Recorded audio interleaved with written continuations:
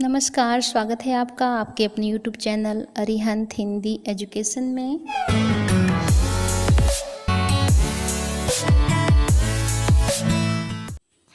आज हम लोग कक्षा 9 संस्कृत विषय पाठ 2 आदि कवि वाल्मीकि का सारांश देखेंगे।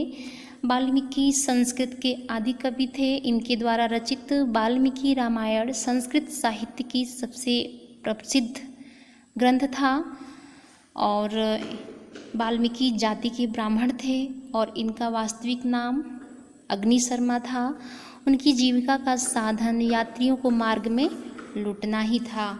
संस्कृत साहित्य के आदि कवि वाल्मीकि हैं, यह सभी विद्वान स्वीकार करते हैं। वाल्मीकि ने भगवान राम के आदर्श चरित्र को काव्यबद्ध किया। स्कंद पुराण और आध्यात्म रामायण के अनुसार यह अग्नि शर्मा नाम के ब्राह्मण थे। पूर्व जन्मों के पाप के कारण ये लूटपाट करते थे। यही इनकी एकमात्र जीविका का साधन था, अर्थात लूटमार करना, राहगीरों को लूटना, यही ये करते थे और इसी से अपने परिवार का खर्चे चलाते थे। मार्ग में पथिकों के धन को लूटने में यदि उनके प्राण भी लेने पड़ते थे तो ये हिचकते नहीं थे। एक बार उस मार्ग से एक मुनि जा रहे थे। उन्होंने उनसे जब धन की मांग की तो मुनि ने कहा कि मेरे पास तो कुछ भी नहीं है। फिर मुनि ने इनसे पूछा कि यह लूटपाट तो पाप है, क्या तुम्हारे परिवार के लोग इसमें तुम्हारा साथ देंगे? इन्होंने कहा यह पाप है, मैं भी जानता हूँ, लेकिन इसी धन से मैं अपने परिवार का पालन पोषण करता हूँ।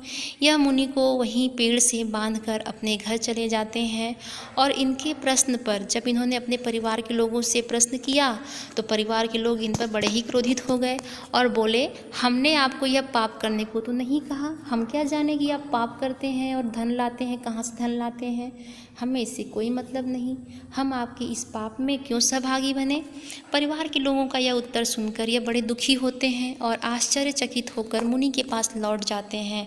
मुनि ने इनका मन शांत करने के लिए इन्हें राम नाम जपने को कहा, परंतु वृत्ति के अनुसार यह मरा जपते हुए तपस्या करने लगे। इस प्रकार समाधि में लीन होकर बहुत वर्षों तक तपस्या करते रहे और तपस्या में लीन इनके शरीर पर दीमकों ने जगह बना ली। इनका पूरा शरीर मिट्टी से ढक गया। तब वरुण की अनवरत जलधारा से मिट्टी बह गई और इनका शरीर प्रकट हो गया। मुनियों के अनुरोध पर इन्होंने अपनी आँखें खोलीं। दीमकों की मिट्टी के ढेर से निकलने के कारण वाल्मीकि और प्रचेता के द्वारा जलधारा से मिट्टी हटाकर बाहर निकाले जाने के कारण प्राचेतस इन दो नामों से ये प्रसिद्ध हुए। किसी समय वाल्मीकि ने ब्रह्मर्षि नारद से भगवान राम का लोक कल्याणकारी चरित्र सुना और तभी से उसे काव्यबद्ध करने की इच्छा इनके हृदय में बस गई। एक बार महर्षि वाल्मीकि तमसा नदी के तट पर भ्रमण कर रहे थे।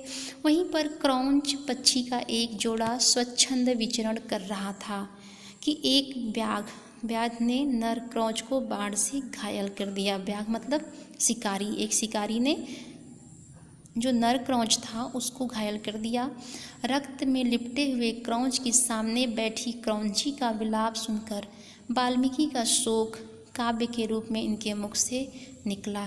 इस तरह अपनी पीड़ा के व्यक्त करने पर वाल्मीकि आश्चर्यचकित हो गए। उसी समय ब्रह्मा ने आकर कहा कि अब आप विचार न करें, सरस्वती माँ का आपकी वाड़ी में निवास है। आपने नारद मुनि से जो राम कथा सुनी है उसे काव्य रूप में वर्णित कर दीजिए। मेरी कृपा से आप संपूर्ण रामचरित से अवगत हो जाएंगे। जब तक पृथ्वी पर पर्वत और समुद्र रहेंगे तब तक यह राम कथा प्रचलित रहेगी। इस प्रकार ब्रह्मा जी की प्रेरणा से और वाल्मीकि ने योग बल से नारद जी के द्वारा सुने हुए रामचरित को स्मरण कर रामायण नामक महाकाव्य की रचना की थी। तो आज के लिए इतना ही। धन्यवाद।